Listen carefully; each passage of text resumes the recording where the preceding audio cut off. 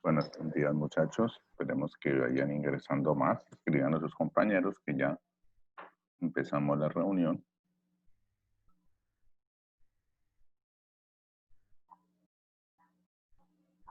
Buenos días, muchachos. Entonces, esperemos que los demás chicos se unan pronto. Karen Tumay.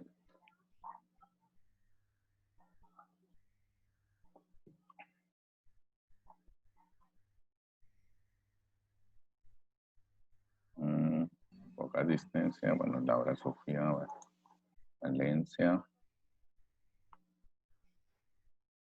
Entonces, estamos esperando a los demás muchachos para la reunión. Díganle a sus compañeros que por favor se unan pronto para poder dar inicio a la reunión. Recuerden que estamos dando notica por la asistencia debido a que pues se hace una sugerencia de la dirección del colegio. Veo poquitos participantes. Escriban a sus compañeros a ver qué ha sucedido con ellos.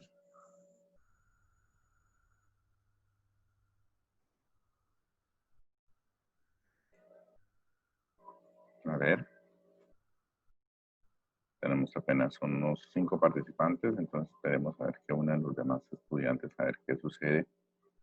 Porque poquita participación.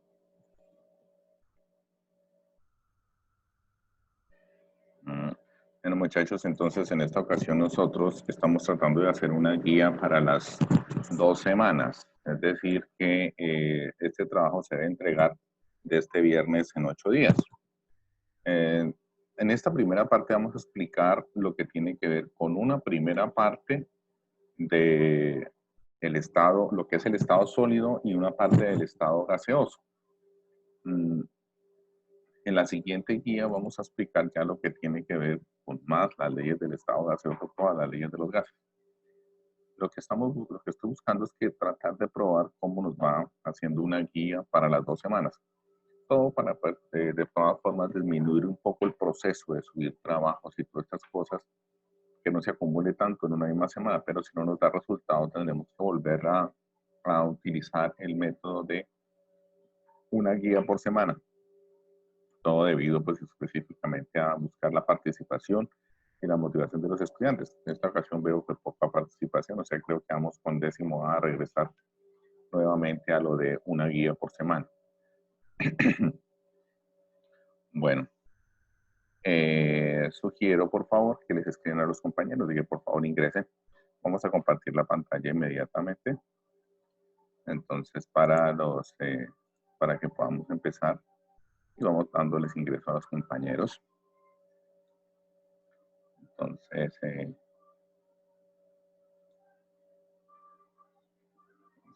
bueno, vamos aquí a compartir la pantalla. Muchachos, me cuentan si están viendo la guía, si la están viendo perfectamente. Si me ven la guía perfectamente, muchachos. A ver. Sí. Ok, bueno. Entonces, les doy el recuerdo, vamos a hacer la prueba esta vez. Si no me funciona, entonces tendré que volver a utilizar el método de una guía por semana.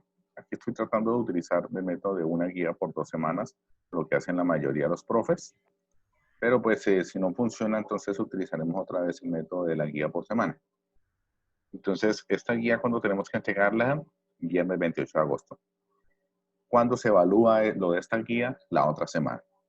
Es decir, esta semana no, el miércoles de la otra semana evaluamos lo que vimos, esta guía que comprende 2 semanas. Porque este trabajo se tiene que entregar para el viernes 28 de agosto. Es decir, que todavía hay bastante tiempo para que nosotros podamos presentar las actividades que tienen que ver con esta guía. No se les olvide, muchachos, por favor, subir las actividades al Classroom. Aquí está la clave.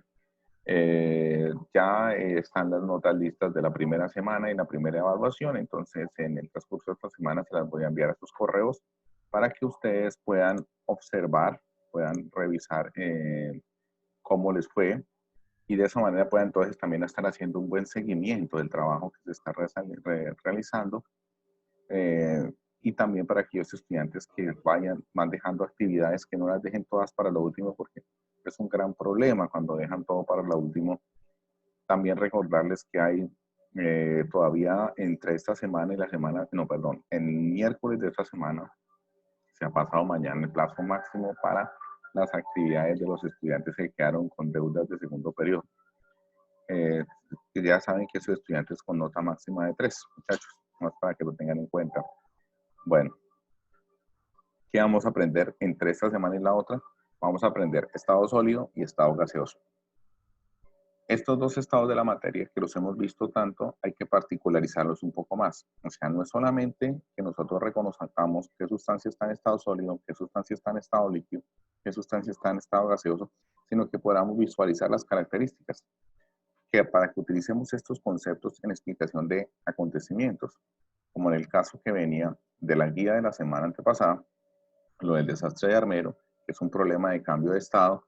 Se solicitaba que explicaran ahí, algunos estudiantes hicieron muy bien el trabajo, otros no lo hicieron tan bien, o sea, copiaron franjas de internet, trataron de publicarlas y no se cumplió el objetivo, porque el objetivo es que el estudiante utilice este concepto en explicar un acontecimiento, que la erupción del volcán a altas temperaturas produce fundir el hielo del glacial, lo cual genera la avalancha, que obviamente tapa el pueblo.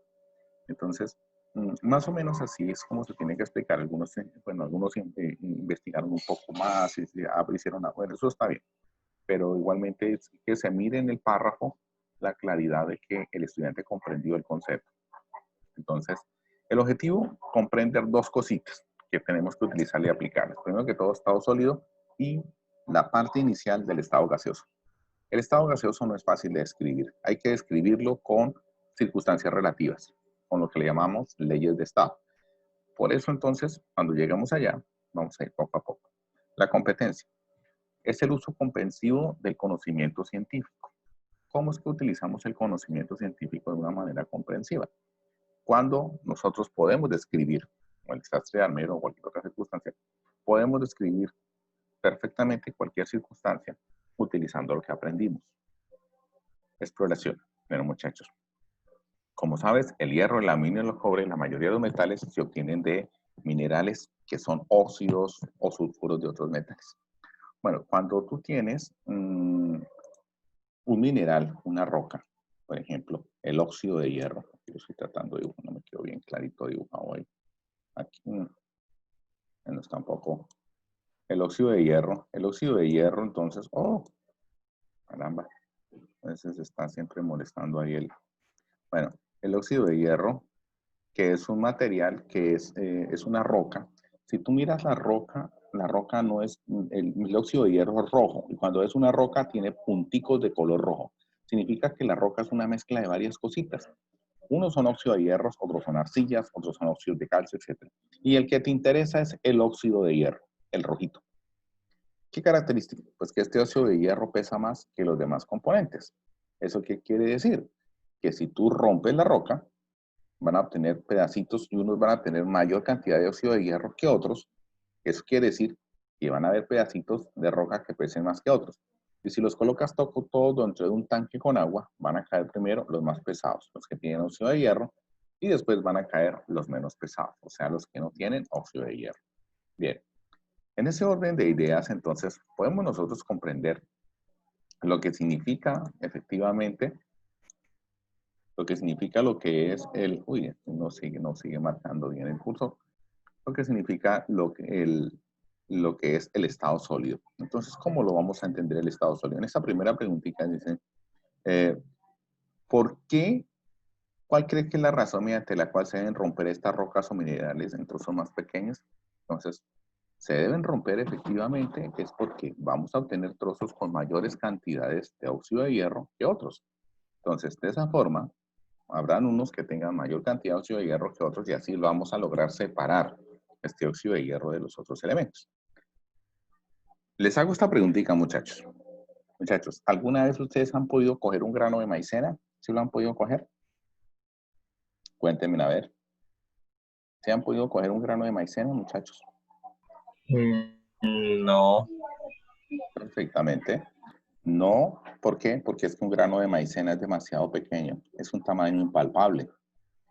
La maicena atraviesa la malla 600.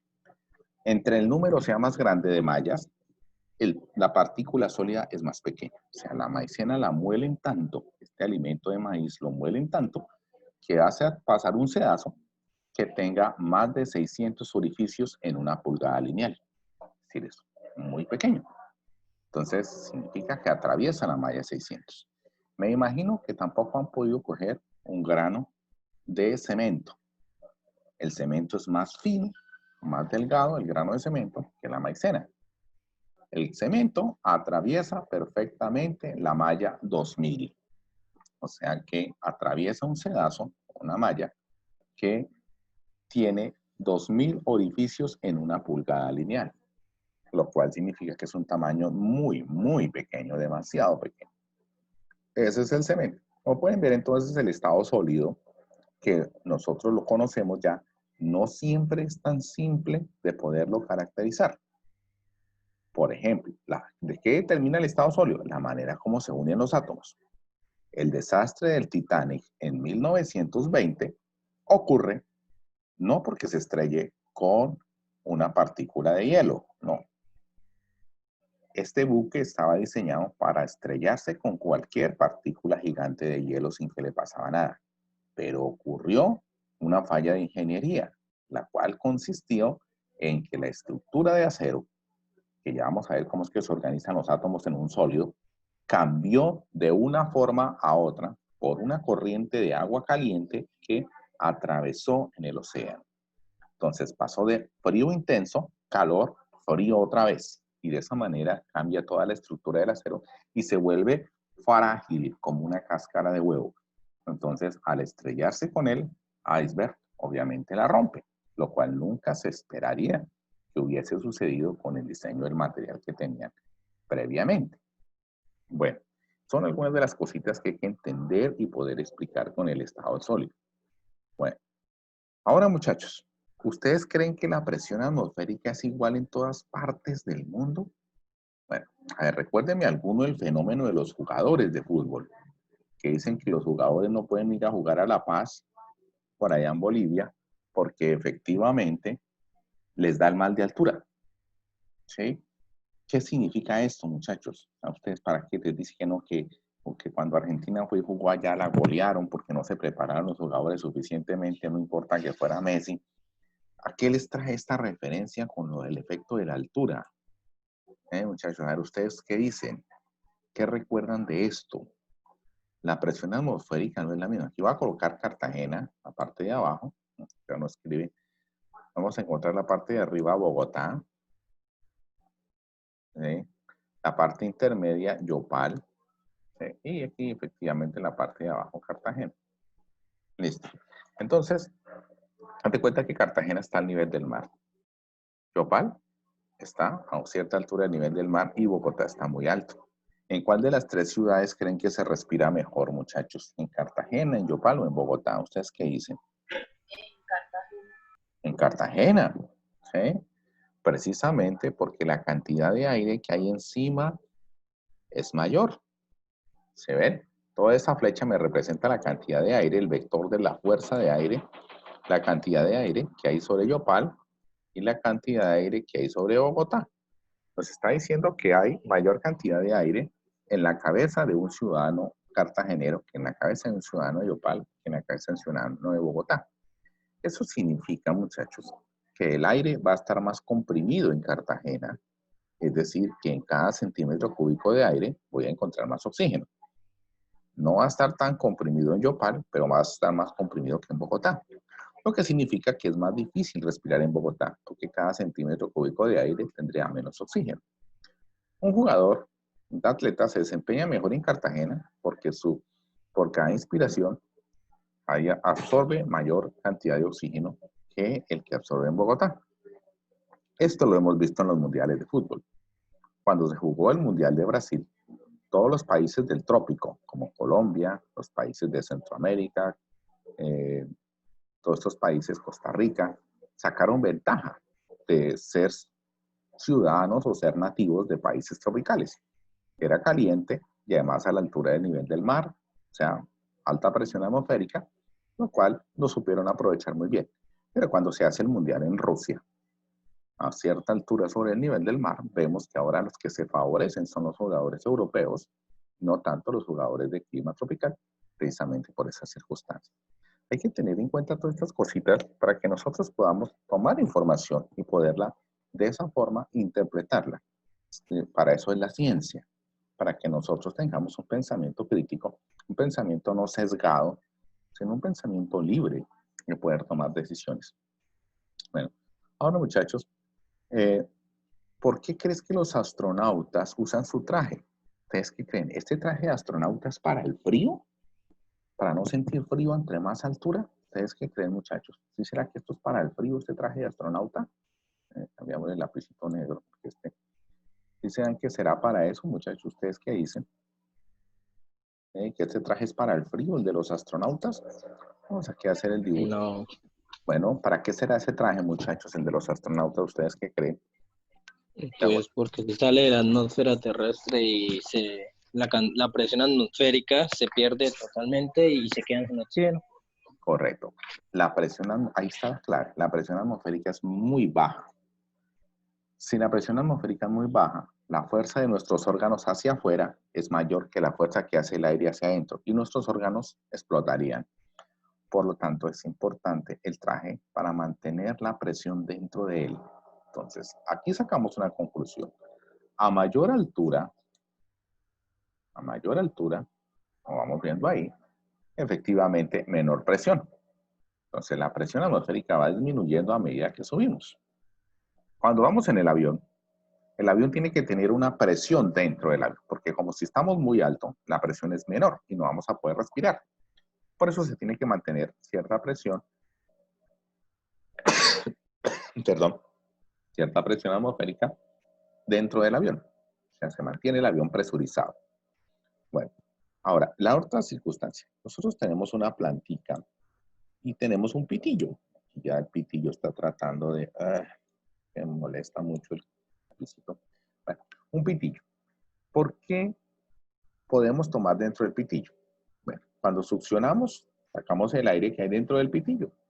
Y al sacar el aire que hay dentro del pitillo, que hacemos un recipiente con agua. ¿Listo?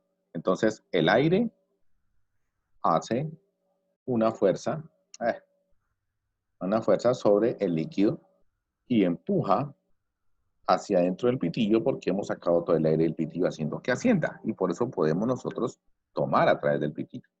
Las plantas tienen un principio muy parecido. Para que pase el agua desde la raíz hasta las hojas más altas de las plantas, pues vamos a ver que viene el agua, penetra por la raíz y como son los poros del tallo de la planta son muy delgados, entonces fácilmente el agua, ahí no hay aire, entonces el agua asciende rápidamente y llega hasta sitios muy altos de la planta. Por ejemplo, el caso de los árboles muy altos, ¿cómo hace el agua para llegar hasta allá arriba desde la raíz? Entonces, obviamente llega de esta manera. ¿Por qué el agua no hierve a la misma temperatura en todas partes del mundo, muchachos?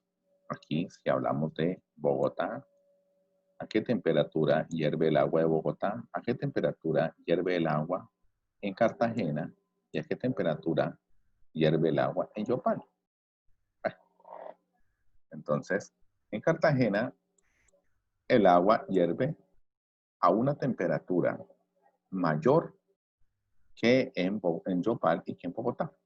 ¿Por qué? Porque la presión que hace el aire sobre el agua es mayor. Y para que un líquido hierva, como ya lo veremos, necesita que el vapor que va produciendo sea de la misma presión del aire que está a su alrededor. Por eso se necesita entonces, como la presión es mayor en Cartagena, la presión del aire va a ser mayor ahí, por lo tanto, se necesita agregarle más temperatura. En Cartagena el agua hierve a más de 100, en Yopal el agua hierve aproximadamente a 100 y en Bogotá el agua hierve a menos de 100, que la presión atmosférica ya es menos. El helado, bueno, ¿tú qué consideras? ¿Un helado está en estado sólido? ¿La gelatina está en estado sólido? ¿Un postre está en estado sólido? ¿La piel está en estado sólido? ¿Por qué? Tú dices, ¿tú crees que estas sustancias sí están en estado sólido? La gelatina, el postre, el caso del helado, por ejemplo. un ponqué, están en estado sólido. El caso de una espuma de los asientos, ¿sí está esto en estado sólido, muchachos? ¿Ustedes qué dicen? ¿Sí están en estado sólido? La piel, Sí. el helado, el postre, el ponqué. Bueno, muchachos, pues eso es una mezcla de estados. El caso de la gelatina es una mezcla del estado líquido con el estado sólido. O sea, esta es una mezcla de dos estados. Esa sustancia está en los dos estados más o menos al tiempo.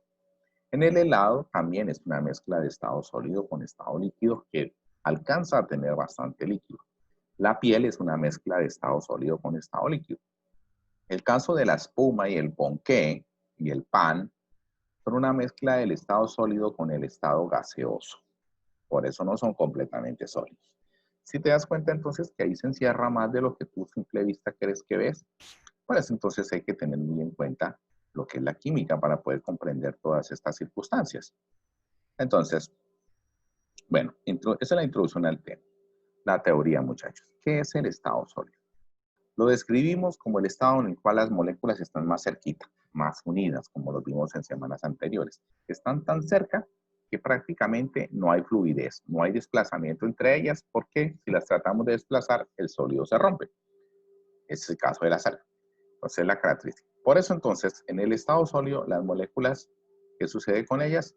Las moléculas generan una sustancia que tiene forma. En el estado sólido se tiene un volumen definido, se tiene una densidad definida, se tiene dureza, maleabilidad, sectibilidad, no se deja comprimir, el estado sólido no permite compresión. Esas son algunas características que tengan importante cuando nosotros vemos un estado sólido. Por eso les decía el caso del ponqué. El ponqué me permite cierta compresión y lo mismo el pan. Por eso no podemos decir que están completamente en estado sólido. Bueno, el helado sí un poquito. La mayoría del helado está en estado sólido, en un 90%. Un 10% está en estado líquido.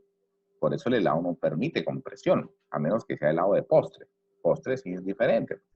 Date cuenta que en el postre, en el helado, la crema del helado, estamos hablando de una mezcla de estado líquido con estado gaseoso. Por eso vemos entonces esa forma que tiene específicamente lo que es la crema del helado. Ahí nos da esa circunstancia. Hay algunos antagonismos, por ejemplo, los vidrios. ¿El vidrio realmente, un vidrio está en estado sólido?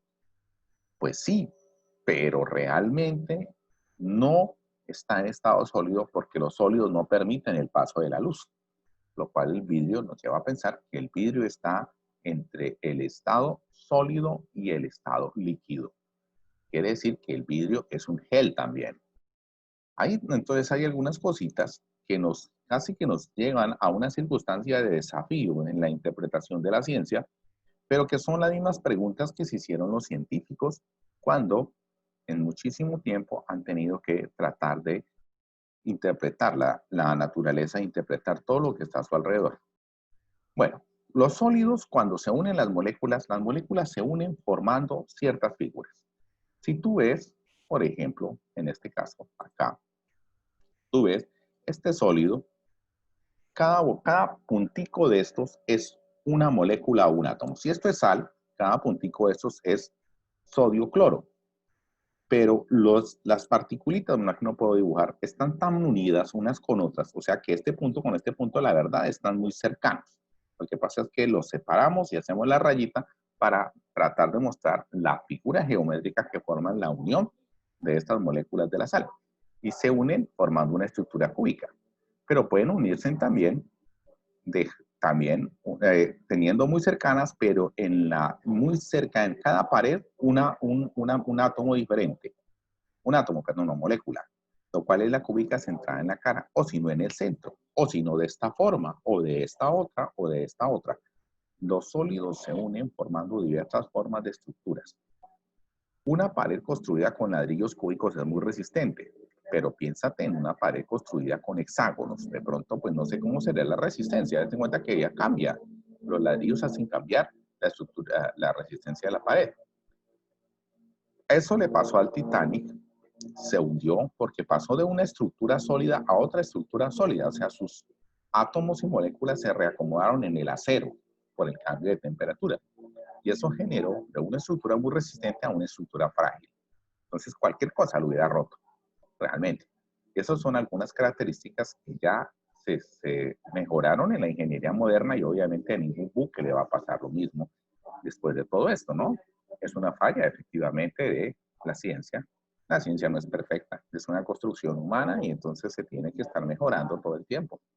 Bueno, igualmente, entonces, aquí tenemos este tipo de organización atómica, las vemos específicamente en las piedras preciosas, donde más vemos cómo se unen los átomos y moléculas. Bueno, aquí la sal la vemos al microscopio, los vamos a ver de esta forma, pero la forma octaédrica la vamos a ver algunas piedras preciosas como la amatista, como otro tipo de piedras como la esmeralda, también la vemos organizada, sus átomos o moléculas de esta forma. Aquí también tenemos otra serie de piedras preciosas, el caso del rubí, tetaedros, prismas. Este que tenemos aquí, este hexágono, lo tenemos en la punta del lápiz. Ese es por eso este material es suntuoso, se pega al papel y lo podemos ver, muchachos.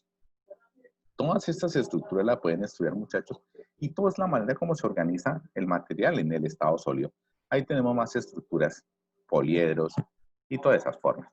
¿Qué resumimos del estado sólido? Que tiene forma, que tiene densidad definida, que tiene volumen definido, que tiene maleabilidad, que tiene sectibilidad, que tiene dureza, que no permite compresión, que ante una presión muy fuerte se rompe en fracciones más pequeñas. Todas esas son características de un estado sólido y tenemos que tenerlo muy presente. Tenemos otras rocas acá, la forma que tienen, por eso es más fácil romper las rocas por un lado que por otro. Ahí lo tenemos, caso de las estalagmitas y estalactitas, que no se pueden romper fácilmente de una manera, sino aplicándoles presión en otra forma específica. Eso ahí lo vemos. Y ahí está ese estado sólido, muchachos. Fácil, no hay ejercicios, ¿no? Por ahí un poquito lo de las mallas. Recuerden lo de lo que es la maicena pasa a la malla 600, el cemento pasa a la malla 2000, que son las mallas, sedazos. Y el número de mallas es el número de edificios en una pulgada. Pulgada es esto del dedo, parte. Entonces, en una pulgada que hayan 2000 edificios, eso es una malla que tiene huequitos muy pequeños. Y que un sólido pase por ahí, es un sólido muy pequeño. Bueno, el estado gaseoso, ¿qué es el estado gaseoso? Es todo lo contrario del anterior. Si en el sólido las moléculas están muy unidas, en el gaseoso están muy, ¿qué? Muy separadas. Están tan separadas que se están moviendo unas con respecto de otras, al azar, unas chocan contra las otras, ¿ves? Y todo el tiempo tienen gran energía cinética. Por lo tanto, el estado gaseoso no tiene forma definida. Si tú pasas aire de una bomba que tiene forma cónica, pasas a esa misma cantidad de aire a una bomba que tiene forma cilíndrica, pues adapta la forma de cada recipiente que lo contiene. Eso es lo que significa que el estado gaseoso adapta efectivamente la forma del recipiente que lo contiene. No tiene forma, no tiene volumen definido, como a diferencia del estado sólido y el líquido que sí tienen volumen definido, es demasiado fluido, tan fluido que si lo contienes en un recipiente tienes que tapar el recipiente. El estado gaseoso sí es compresible, se deja que comprimir. Si tú colocas en una jeringa, ¿ya? Y tapas la parte inferior de la jeringa y mueves el émbolo, te das cuenta que ese aire que está ahí lo estás comprimiendo, lo estás llevando a un volumen más pequeño. Obviamente aumenta la presión, porque a menor volumen, mayor presión para los gases. Es demasiado fluido, es compresible. No tiene densidad fija, obvio. ¿Cómo va a tener densidad fija? Si no tiene volumen definido, si no tiene, tampoco tiene, no tiene volumen definido, pues obviamente no tiene densidad definida. Puede tener masa definida, eso sí, siempre la tiene, pero no tiene volumen definido. Entonces, la densidad del gas es relativa, depende del recipiente, tiene una gran energía de movimiento. ¿Cuáles son las propiedades de los gases, muchachos? Aquí se me dañó el lapicito y me toca explicarles así. Las propiedades de los gases son los siguientes. ¿Cómo tú mides un gas? Un gas, ¿cómo lo puedo caracterizar? Hablando de la jeringa, ese gas que está ahí depende de dos cosas. El volumen donde está, ¿listo? La presión que yo le ejerzo, ¿listo? También depende de eso. ¿De qué otra cosita depende ese gas? Depende de la temperatura. Si yo tomo ese aire en esa jeringa y voy y lo caliento, va a ejercer más presión. También depende de la temperatura. ¿También de qué depende? De la cantidad de aire. Si de alguna manera agrego más aire ahí dentro de la jeringa, va a subir el émbolo, va a aumentar la presión. O sea que los gases dependen de presión, temperatura, volumen y masa, como está referenciado aquí en el cuadrito conceptual que estamos mostrando allá. Entonces, depende de esas tres cositas. Presión, temperatura, volumen y masa. Creo que es mi computador el que molesta ahí para la parte del lápiz. Bueno, entonces son tres cositas de las cuales dependen los gases: presión, temperatura, volumen y masa. La presión, ¿qué es la presión? En física, muchachos, lo referimos a varias cositas. En física es fuerza por unidad de área. Y eso nos define con por qué el cuchillo corta. Le sacamos filo al cuchillo para disminuir el área y aplicando una presión, perdón, y aplicando una fuerza se produce una gran presión que corta. La temperatura. La temperatura es una medida de intensidad y se mide en grados Kelvin para los gases. En centígrados es la normal, pero tenemos que pasar siempre de centígrados a Kelvin aquí en gases. El volumen lo vamos a medir aquí siempre en litros. El volumen es el espacio ocupado. Caso de la jeringa. La masa. Aquí la vamos a determinar, como en toda la química, la masa la vamos a determinar en moles. Moles. Entonces, no olvidemos, la que medimos la presión, la podemos medir en pascales, pero en química se utiliza otra medida que se llama las atmósferas. Ya vamos a ver qué es eso. Para asumir el comportamiento de un gas ideal, tenemos que mirar tres cositas. ¿Por qué gas ideal? Porque para estudiar los gases hay que tener en cuenta que su comportamiento debe ser un comportamiento imaginario, ideal. ¿Y para eso qué se imagina? Para eso imaginamos dos cositas. Primero, tres, perdón. Que el volumen de las moléculas de un gas es demasiado pequeño. Tan pequeño que no se tiene en cuenta en todo el espacio ocupado por el gas. Esa es una. La segunda, como las moléculas se están moviendo, ya les había dicho, unas con otras dentro de un recipiente, pueden estar chocando unas con otras. Y al chocar, esos choques son elásticos. La verdad, no hay ningún choque completamente elástico. ¿Qué es un choque elástico? Cuando antes del choque y después del choque se tiene la misma velocidad. Es decir, bolas de billar con una velocidad antes del choque chocan y la misma velocidad después del choque. Es un choque completamente elástico. Generalmente nunca se da en la naturaleza. Pero para los gases ideales se asume que los choques entre las moléculas del gas van a ser completamente elásticos. Es decir, que no se pierde energía. Eso es algo ideal. O sea, pues le llaman gases ideales. Y lo más importante, los gases ideales cumplen esta ecuación. La presión del gas multiplicada por el volumen del gas, dividido entre la masa en moles del gas, multiplicada por su temperatura, nos da un valor constante. Un valor que siempre es de 0.082, como está aquí. La presión en atmósferas, el volumen en litros, la masa en moles y la temperatura en Kelvin. Esto es lo que nosotros llamamos la constante universal de los gases. En algunos libros aparece como R. ¿Okay? Entonces, aquí está un resumen de los gases ideales, este mapita conceptual. Ahí lo pueden ustedes comprender. Volumen despreciable, choques elásticos y cumplimiento de ecuación de estado. ¿Cuáles son las variables de un gas ideal? Muchachos, vamos a revisarlas porque esta semanita dejamos hasta ahí. El que termine la guía el viernes y la suba, perfecto. Pero hay tiempo para este viernes en 8. O sea que la otra semana vamos a explicar más sobre los gases, más. Las 7 leyes de los gases las explicamos entre esta semana y la otra. La evaluación, ¿cuándo la hacemos? La otra semana. Entonces, desde el punto de vista físico, aquí está la presión. Ustedes ven este ladrillo en 3 ubicaciones, muchachos. ¿En cuál de los 3 hace más presión? Pues donde el área sea menor, teniendo en cuenta el concepto físico de la presión. O sea que hace más presión en el C. Esto salió una pregunta del examen de estado hace varios años. Bien. Pero imaginémonos que es una burbujita de aire que colocamos entre agua. ¿Sí la ven?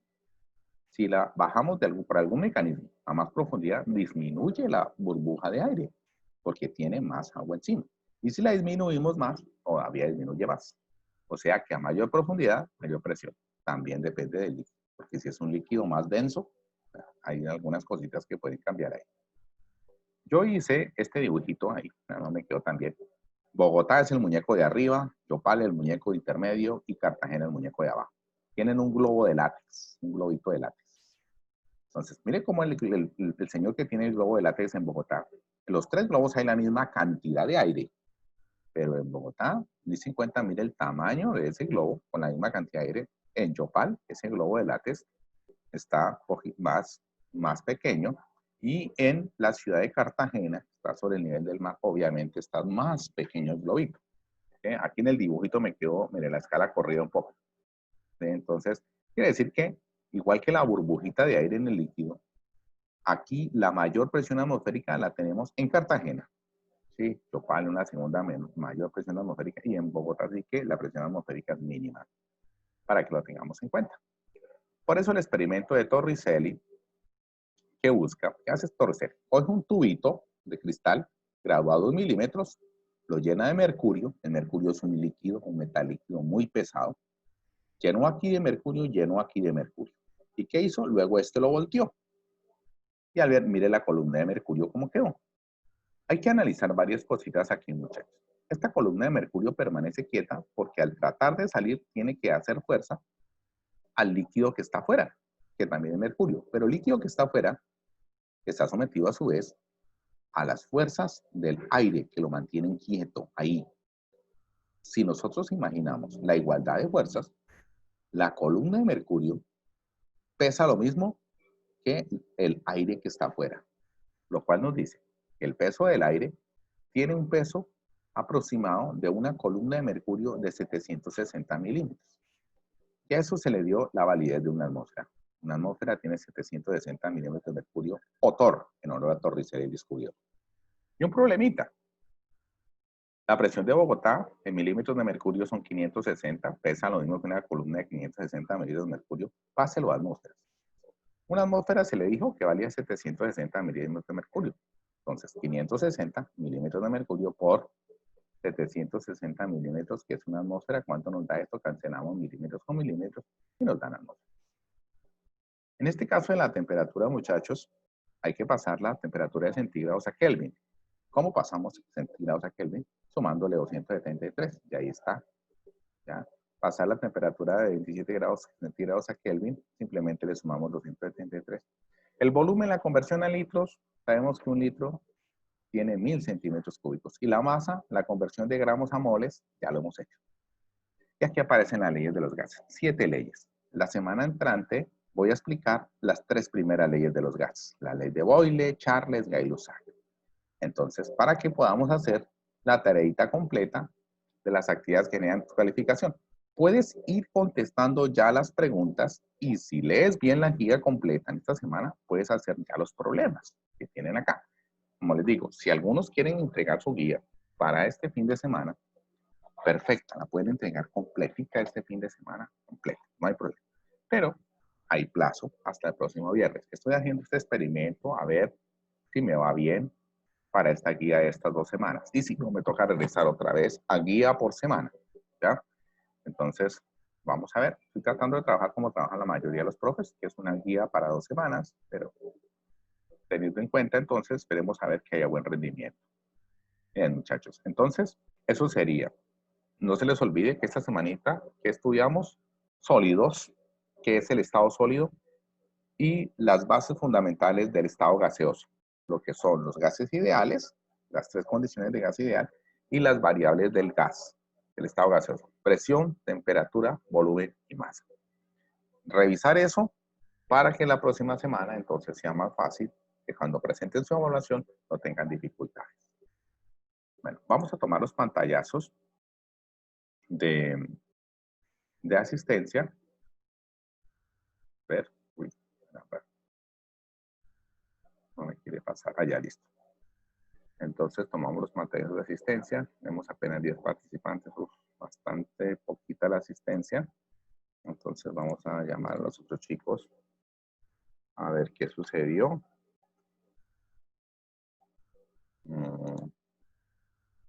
Bueno, un pantallazo de asistencia fue suficiente. Entonces, muchachos, yo solicito, porque este fue un curso que hubo bastante dificultades con el primer periodo, que estén participando y me hagan muchas preguntas para poderles colaborar y poderles orientar. ¿Listo? Muchachos, entonces no demoren en cortarse. La otra semana los espero con la siguiente explicación y para la evaluación, la explicación de las leyes de los gases.